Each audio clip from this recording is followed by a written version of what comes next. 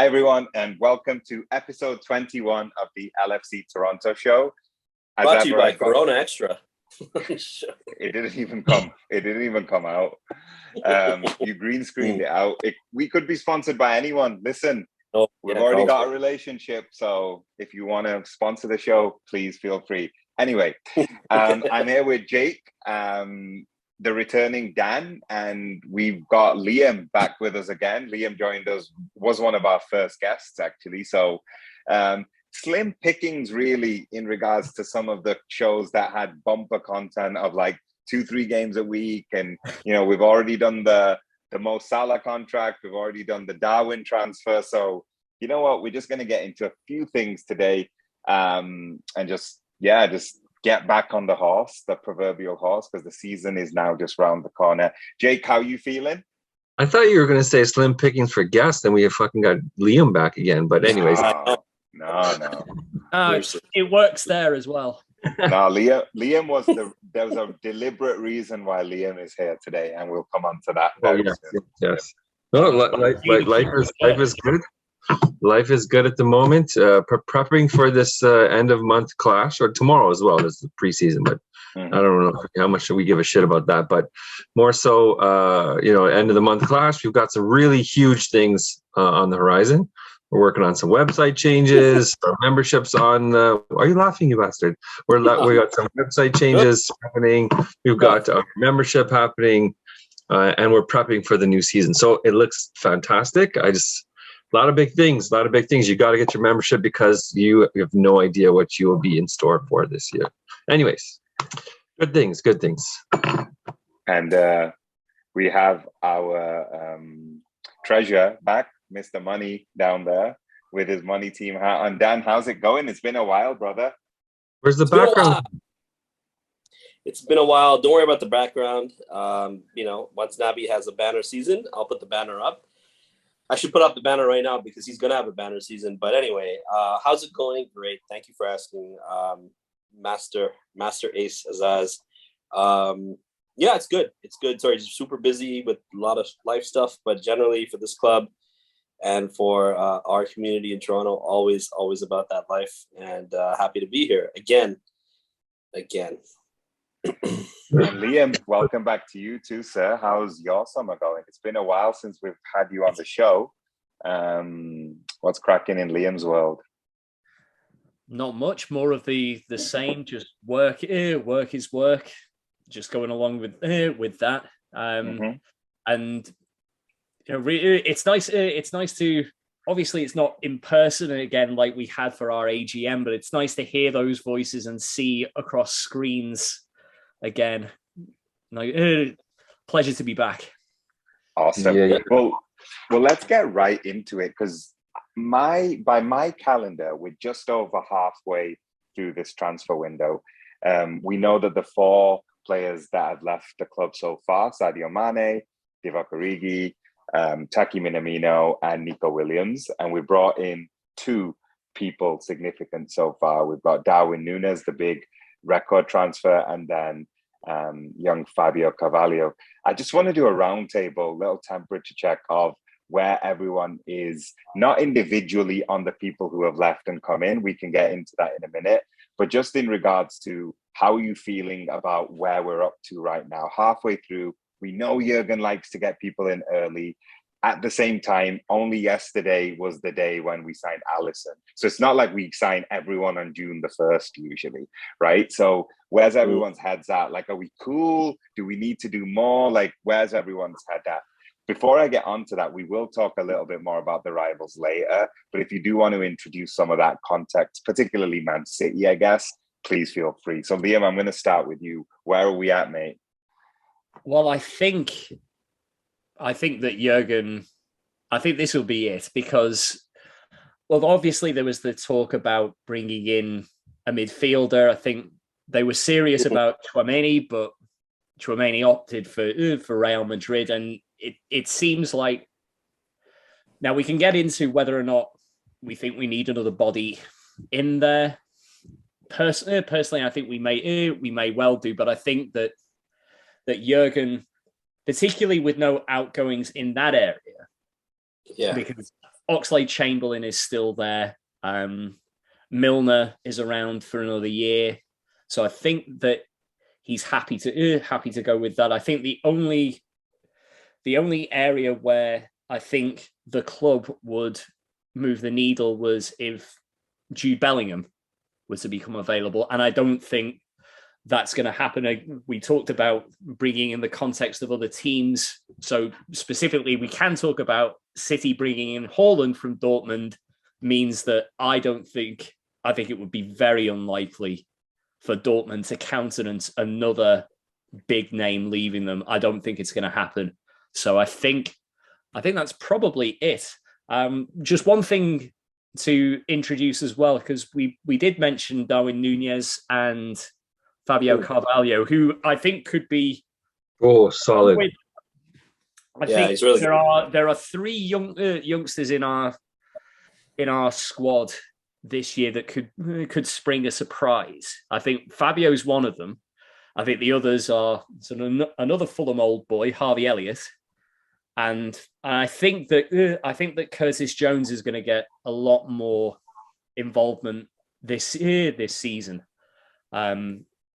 So I don't think there'll be much movement in midfield. I think one area that we didn't touch on that we did address this summer, and I think was one we needed to, was getting in Trent's back with Calvin Ramsey, because we knew that this day would come in terms of Nico Williams pushing to go somewhere where he'd get first team football. He's too old to be sort of kicking around as someone's understudy. He's not going to get much game time outside of the cup. So we knew that it was likely that Nico would move on. So the fact that we've addressed that with someone who, at the very least for the cup games, is going to be ready. He probably won't get much league game time, but I think Ramsey will get a few games here and there.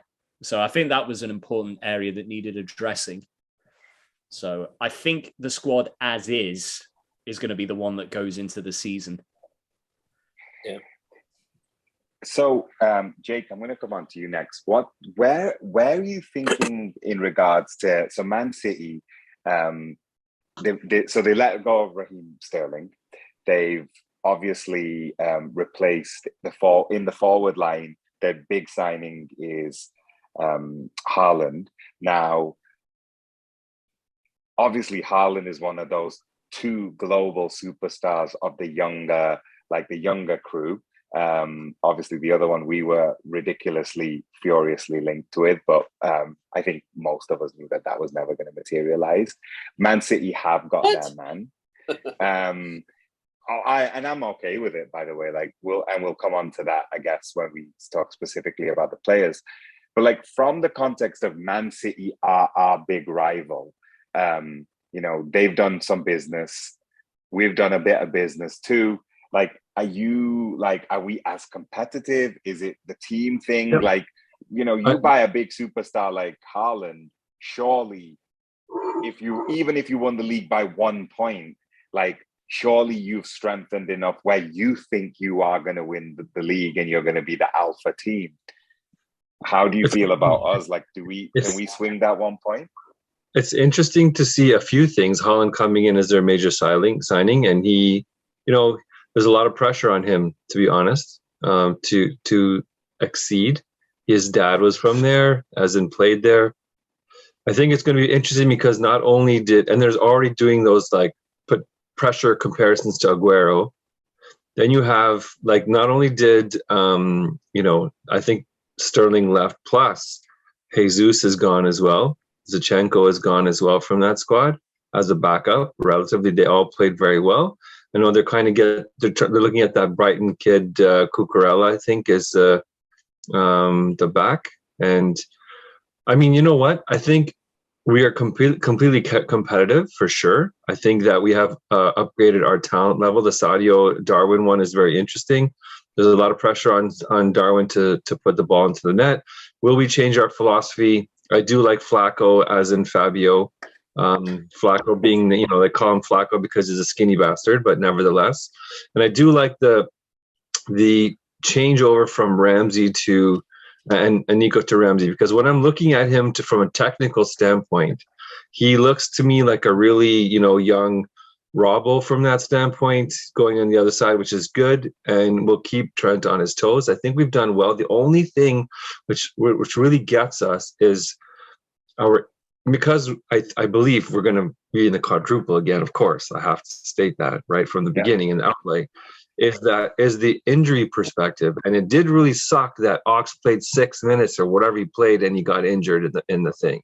So that just drove me bonkers because what did Jurgen say? Jurgen said, I have 9 midfielders or whatever else. What do I not have? I do not have a 6'5" midfielder that's going to go in the box and head the ball. That's the only thing I'm missing from that squad dynamic. We have steel, we've got tactical, we've got skill, we've got all that. I think we're competitive from the back for sure. I think Allison is a no-brainer, so the spine is there. I think we've got the goods. Now it's just a flow between the guys, right? Like, and playing each other, and hopefully now a full season of Diaz, which is a huge thing for me innately, because now he's played against half the teams in the Prem. He's going to be ready to go, and he knows what he's in for, and he's going to have that different confidence level because he scored whatever goals.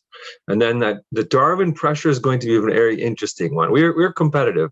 We're going to be competitive on all the levels we can, for sure. I thought that some of the keepers and things would be out as well. And not only did we made some money on Ben Davis. That's a very interesting signing for $500,000. We sold him for $3 million or $1 million for add-ons. So I think from that standpoint, knock on wood, we will be competitive. I hated losing to Man U from the first game, but it's bullshit preseason anyways. And we hit the post and we were in the good spots.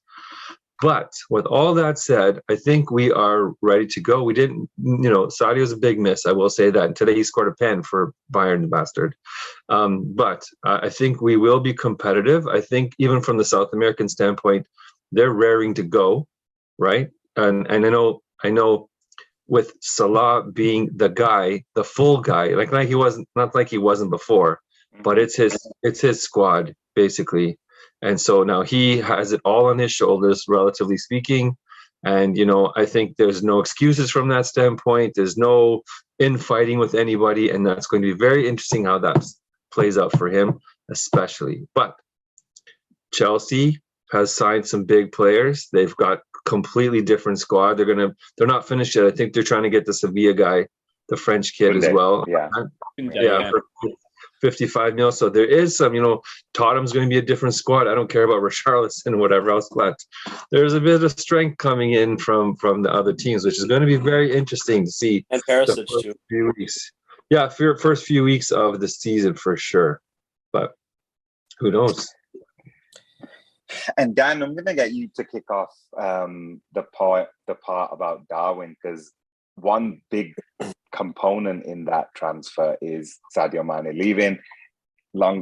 Fans of this show will know that was your guy. He was your favorite player since he joined. Not even Naby. Sorry? I said not even Naby as much as Sadio. No. So Sadio's your guy. Sadio, we devastated that he has left.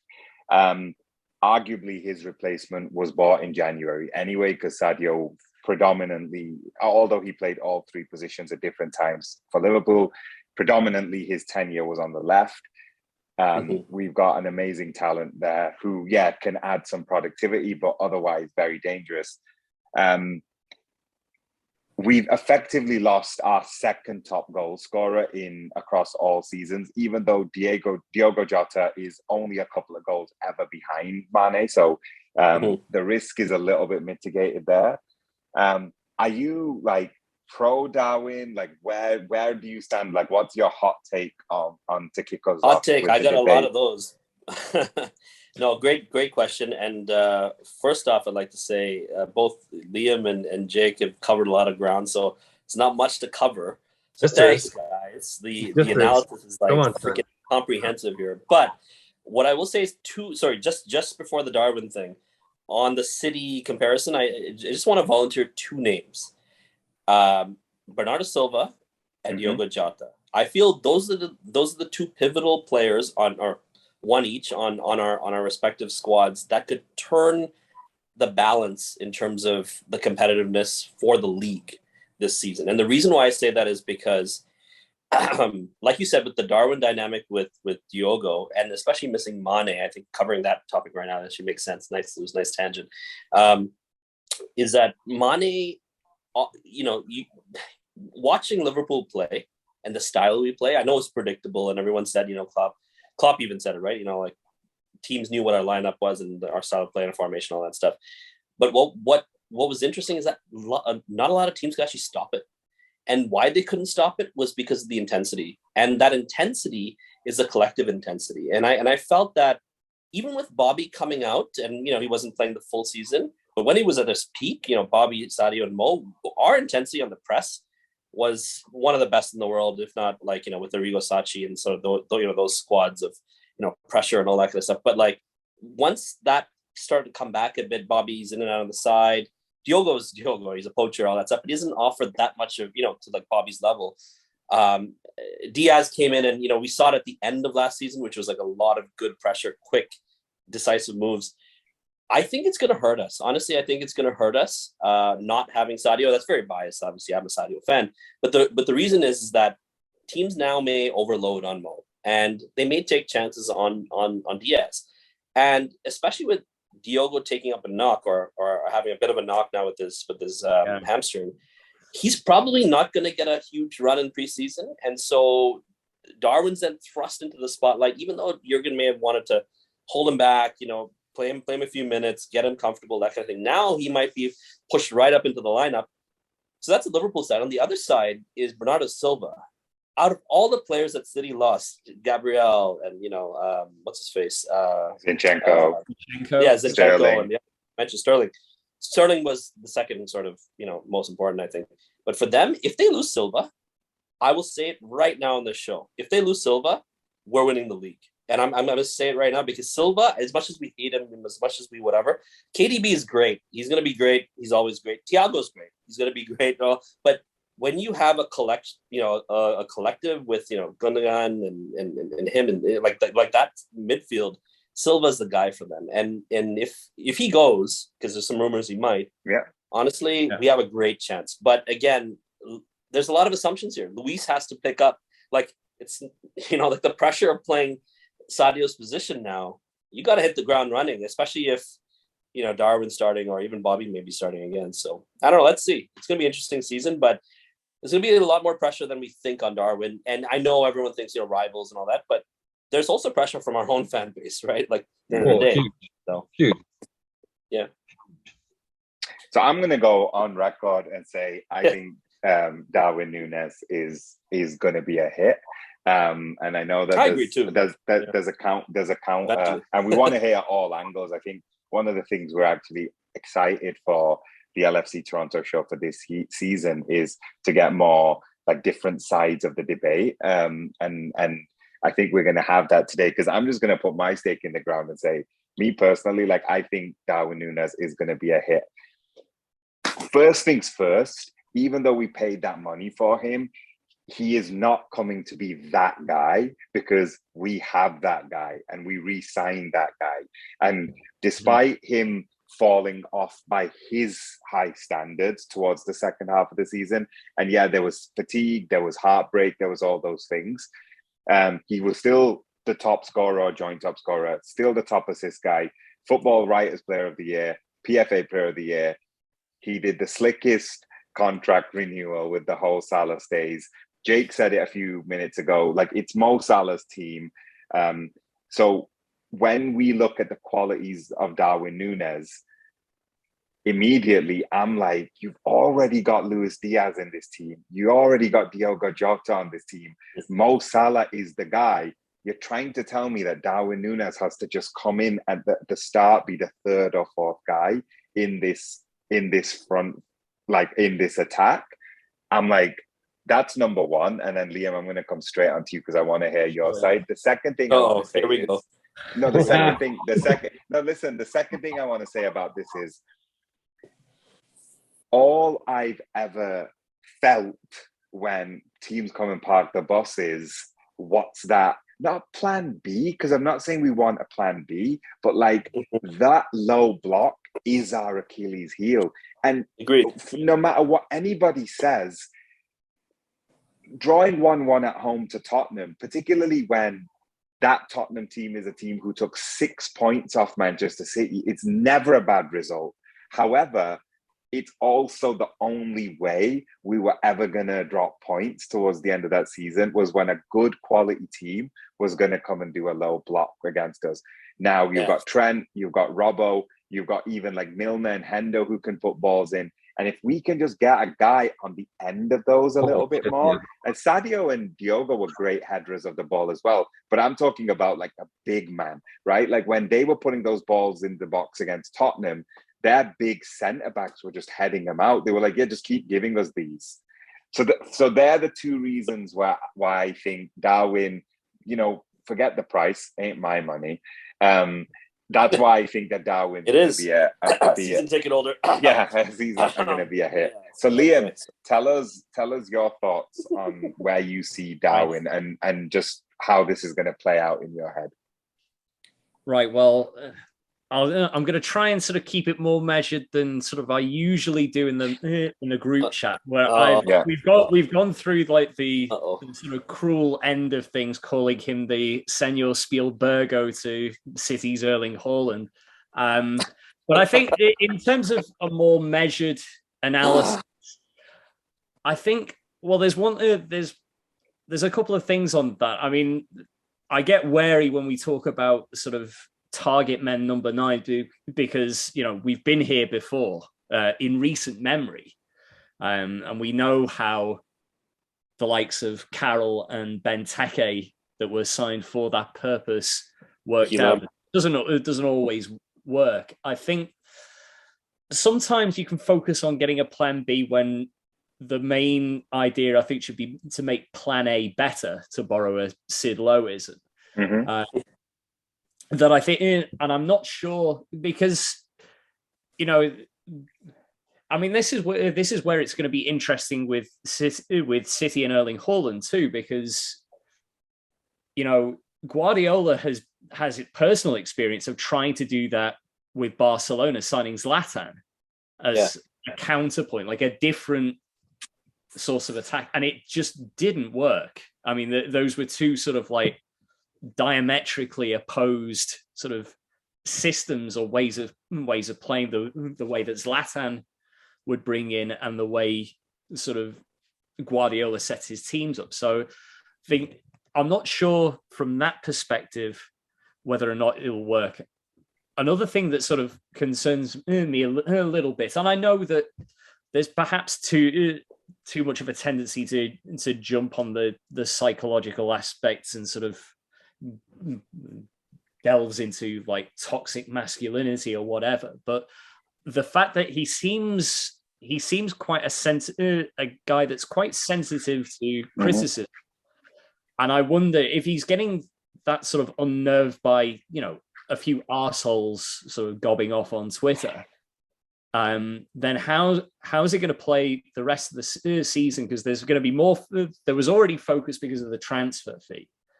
There's going to be more focus now, and not just from fans, but you wonder, do rival players take this on board? Do we think we can get under this guy's skin? So this is not to say that, I've been wrong plenty of times before, and we all have. No, shit. No. I have.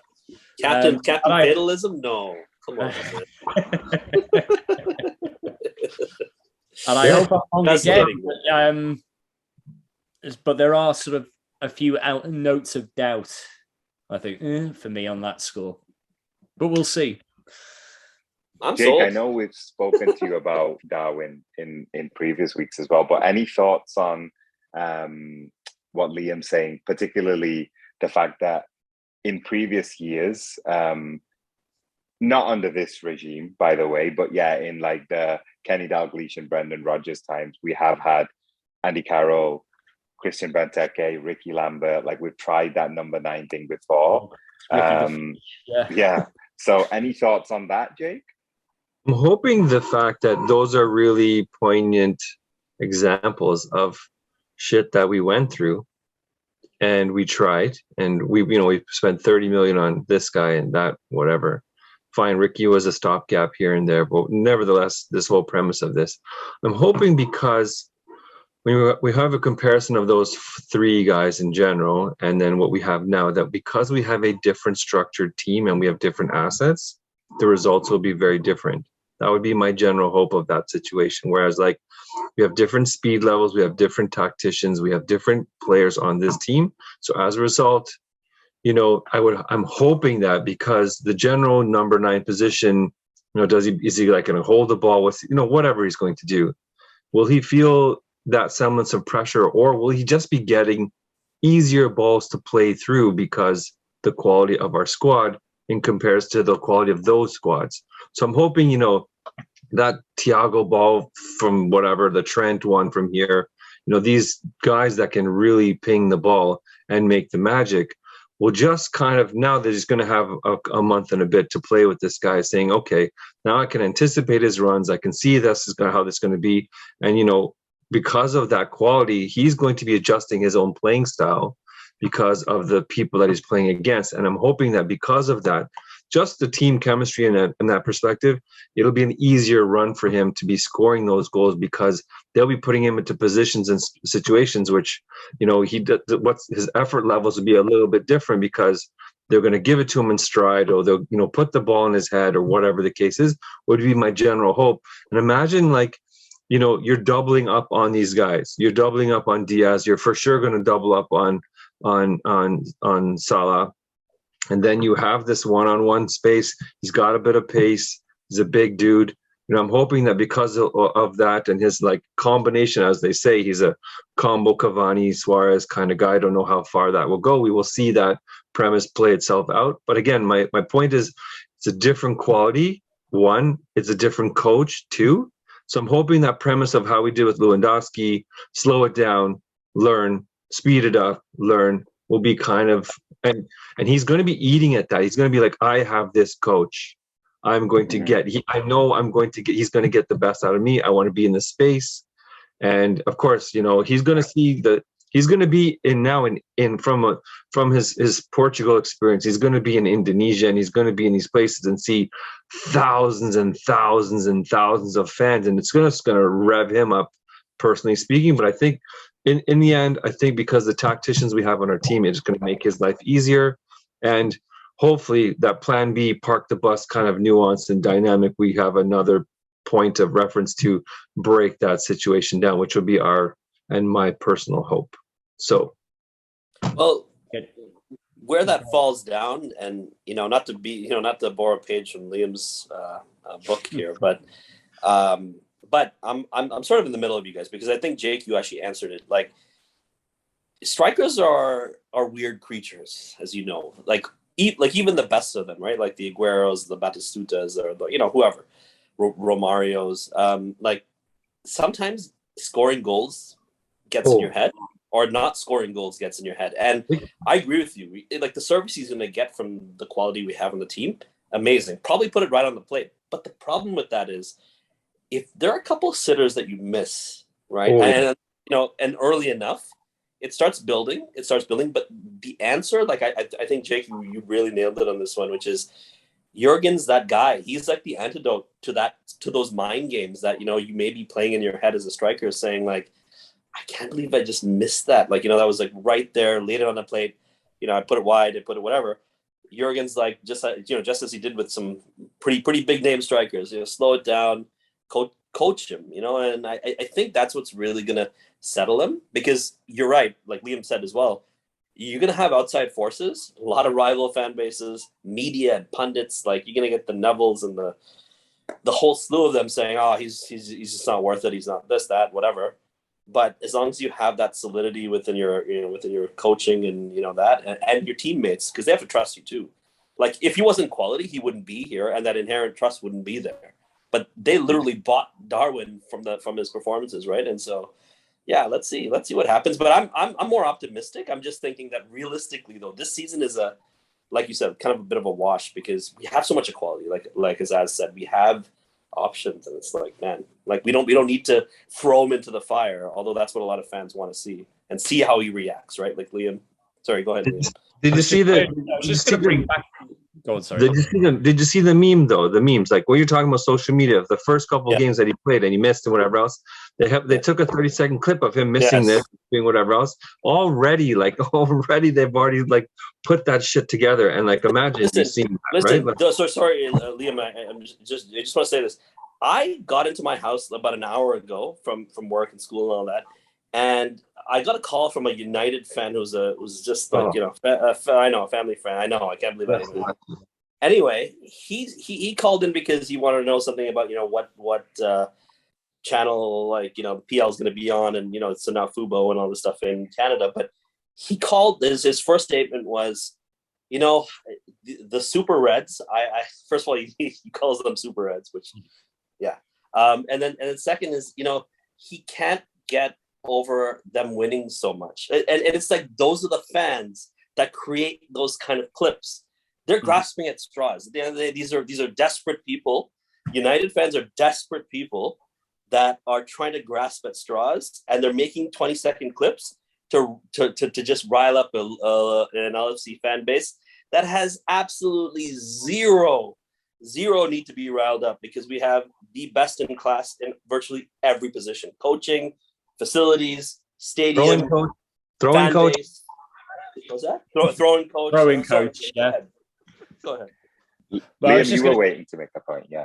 I was actually building on something that Dan actually brought up earlier, which I think was an interesting point in terms of the early part of the season where Jota's going to be unavailable. And I think that adds an extra element of pressure in terms of if Jota was fit, I could see a scenario where the first game of the season against Fulham, Darwin doesn't play. Yeah. That it's a Jota, Firmino, Diaz front three, and that he's just eased in. I think the likelihood of, I don't know how long Jota is out for, but he won't be starting the season. It will probably be like a few weeks in before we see him. Means that Darwin is going to get more game time, and I think that sort of adds more pressure from the off. So I just thought that was an interesting thing that you mentioned earlier. And to build on that point, I know Zaz, this is like last for me to say, but hot takes coming right at you right now is, what if Mo doesn't get off to a great start? Let's just say he doesn't. It is his team. You're right, 100%. Teams game plan him. So you're on mute, but it's definitely possible, right? And that's the one thing. Like, and Mo is professional enough to handle it, and we have leaders on our team, all that. But if we're let's say we're winning 1-0 or 2-1s or very, very tight games, that's going to build on Darwin too behind the scenes, because then the expectation is like, you're supposed to be the difference maker, Darwin. Like, I hate to say that, like that, but given the fact that we've lost Sadio, like unfairly or fairly, he's going to be compared to Sadio's production number one. He's not the same player. I get it. I get it. And also some of his play, like, people will be looking at that left side, let's say, or center, maybe center, I don't know. And especially center, because Sadio played, center forward. But like his pressure, like that was the one thing that, and again, I wasn't able to watch some of the preseason matches, but the press apparently, like after a few minutes, like he was sort of dogging it a little bit. I mean, again, he has to get used to it. He has to build up that stamina. But what did you guys think of that? Did he drop off in terms of the pressure he applied? And is that his role, right, at the end of the day? Yeah. For me, it's very harsh at the moment, just because preseason's preseason. Yeah. In terms of production, I think before we even ask the question of Darwin, like, we need more production from Diaz anyway. Like, Diaz is phenomenal player, so dangerous, so tricky, so flashy and good to watch. But like, where we've done our business is with goals and assists, right? So that's number one. The second thing is, every transfer is a risk anyway, right? Like, all you need to do is look at the top 10, and like the top 10 Premier League transfers, the only bona fide hit is Van Dijk, and like Jory's out on Kai Havertz. For me, he's like nearly a hit, but whatever. And Jack Grealish is too small, like, of a sample size. The rest of it, it's like Lukaku twice is a flop, Maguire's a flop, Pogba's a flop, Kepa's a flop. So like, it's like 1 out of the top 10 transfers are a hit. So that means that there's a 90% chance that Darwin and Haaland are going to be flops anyway. That's the first thing. The second thing I'd say is you should have a look at Haaland's league goals. Like, the Bundesliga ain't all that. Like, it is a league where, you know, Lewandowski's been banging 35, 40 goals. And I know he plays for Bayern, but like, he played for the second team.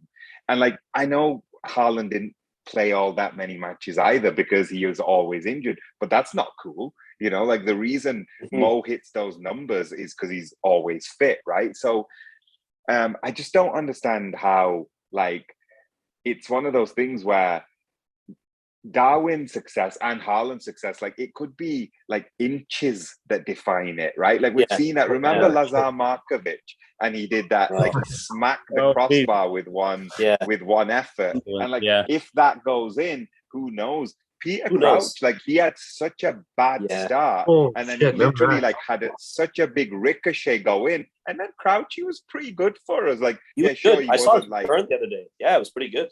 Yeah, so like, there is a little bit of luck involved, you know. Like, Torres was brutal in preseason, and like, it was early YouTube days, so people weren't making clips, but like, there was a lot of talk about how Liverpool had bought a dud and he's a flop, and then like, we played the first game of the season against Villa. Stevie scored twice, so there was an own goal or something. Anyway, Torres didn't score, and then we played a game in the midweek. Torres didn't score, and then now history's like, he burned John Terry. He didn't. It was Ben Haim who he took on and scored. But again, like, he never looked back. And for the next 2 seasons, he was unplayable. So like, Darwin could have like a really like jammy thing just fall off his shoulder, and that turns him off. Like, or he might smack something like really hard. Well, and like, you know, we saw Courtois' heroics. Like, someone just pulls off an amazing save, then he gets injured and he never comes back. Like, we don't know how this is going to play out. And like, sorry, go on. But Azaz, you know what? We're in the business of ifs, buts, and maybes. Of course, absolutely. Especially right now. And here's the thing: you're talking about starts, right? Think about the best start we've seen ever for our club, Mo Salah, right? Like, think about that. Remember his first goal? Yeah. That was literally jammy. Like going in anyway, probably with Bobby's. Probably. But like, I mean, and then the debut goal. All that, right? Yeah. But like, that jammy effort turned into be like what? Who knows, right? Like, he could have just taken that spark. But you're right. Sorry, just that point. I wanted to comment on that. Yeah. Why are you laughing, Jake? Why are you laughing, man? No, it's true. It's true. It's luck. It's luck.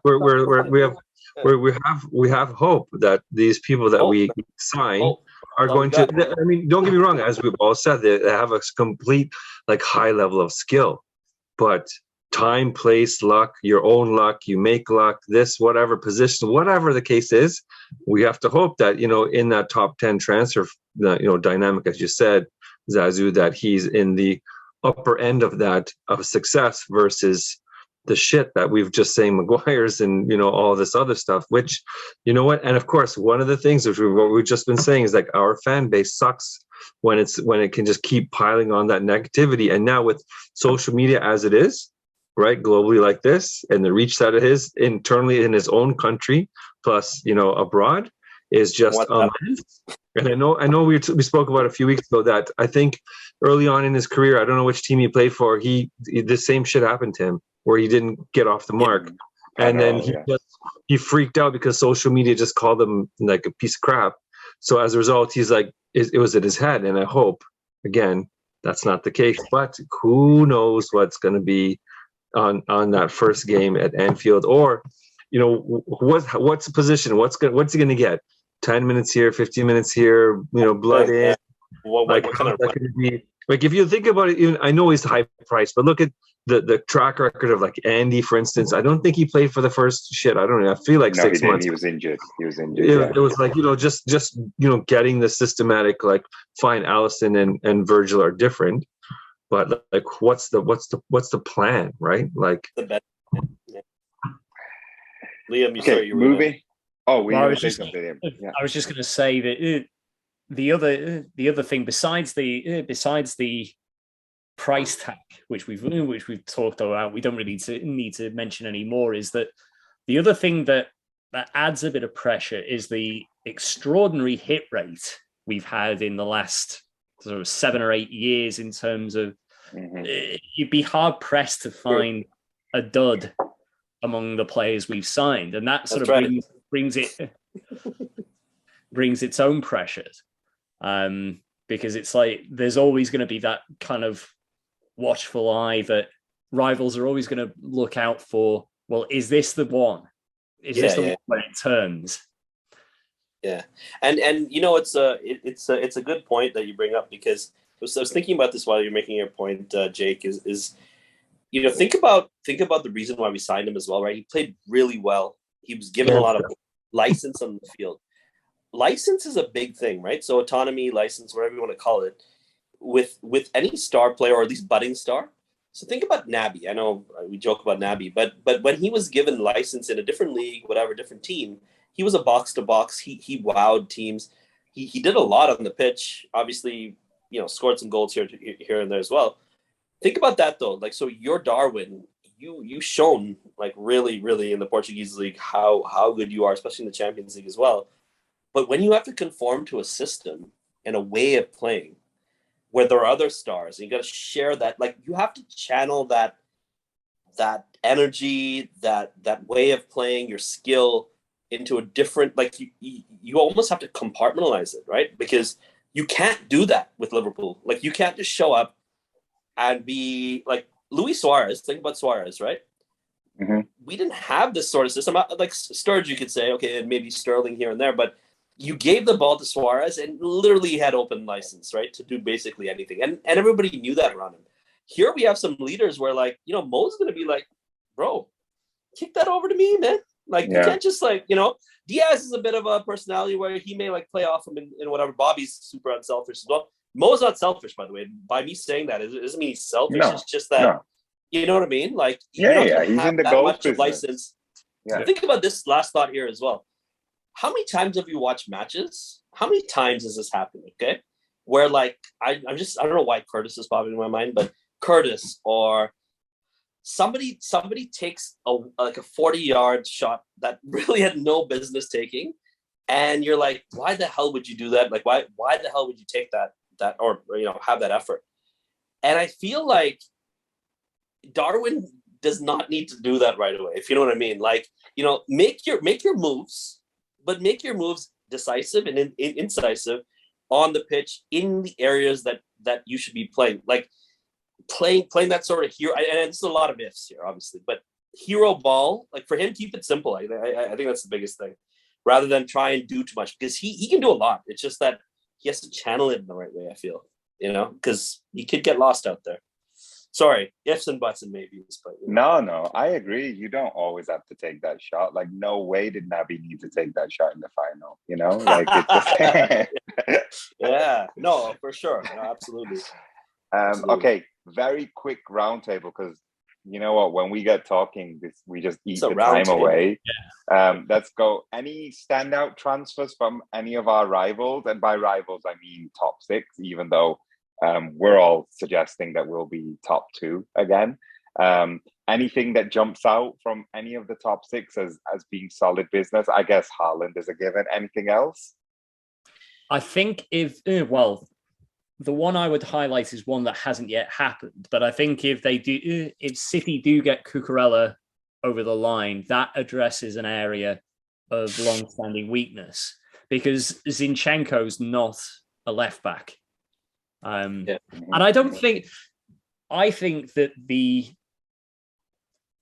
loss or them selling Sterling, Zinchenko, and Jesus is because they know they can to these teams, and know that it's not really going to move the needle much. That Arsenal, even Chelsea, are not going to become a threat to City, and I guess to ourselves, just by the addition of those. I think Sterling is an improvement, certainly in terms of goals, in terms of anything Chelsea have, but I don't think he makes them title winners, in the same way that I don't think Koulibaly, as good as he is. And the other thing as well is that I think that one because of his age and because he's come from a league that's very slow in terms of pace, I think that he could get quite a nasty shock when he starts up, because the pace of the Premier League is faster than that of Serie A. So I don't think that there's anything that really stands out from our rivals that Haaland apart that really catches my eye. I think Tottenham did that in terms of the eye-catching bits. They did theirs in January with Kulusevski and Bentancur. I don't think the other ones they brought in the summer are squad padding. I don't think they changed the starting lineup much. Yeah, I was really impressed with. Well, first of all, their biggest set of business with Spurs is keeping Conte. Conte at the helm. The big one. Honestly, I think Spurs will be in the running for the league, and I know that sounds like ridiculous, but I really feel they have the depth to cope, and that's the big shout. But I really do. The business though that I really liked was Arsenal. Actually, I think Arsenal has made some really good moves. They're young. They have a great core. If they stay healthy, I think they could really go a long way. I think the Achilles heel with them is going to be maybe some potential legal issues in their midfield. But beyond that, their keeper, Ramsdale, he's shown some flashes. He's got maybe a play with England or whatever, but like he does not move well. Like if you watch some of those sort of goals we scored against him, but also others, he's prone to sort of like that weak that weak goal that could really unsettle the side. But they played really well last season, and they should have been top four. Obviously they weren't, but I think their additions are good. So I think you're right on Ramsdale. I think he's got a case of the Pickfords about him. I think there's something that of Pickford, Pickforditis. Yeah. Actually, sort of getting back to Tottenham, I think one addition that they brought in that I think does move the needle a little bit for them, and not enough to make them title contenders, but I think certainly to get closer, is Bissouma.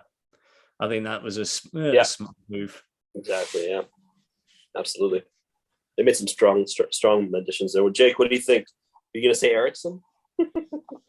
No, I think they've tried. I think they have a decent coach, though. I will say that he's a much better coach than they've had before. I'm gonna miss singing Oli at the wheel. I will miss singing that for sure. What do you mean, Eric? What are you talking about? Eric 10 months. Eric 10 months. Sorry, go ahead.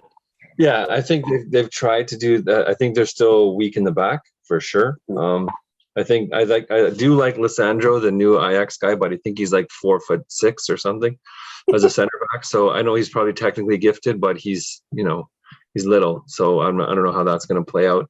I think apart from the generalities of Holland and some of the other ones, the Pigeons did strengthen a little bit. The Gunners did try. I think, but then when you have the likes of Xhaka still in your midfield, that it doesn't really matter. Like that's a moot point from that perspective. And then the rest, I don't even know who's going to be in the top, echelon So Chelsea have done well. I think from, if they do get the Sevilla guy, that's going to be very interesting to play. They're going to have a good partnership.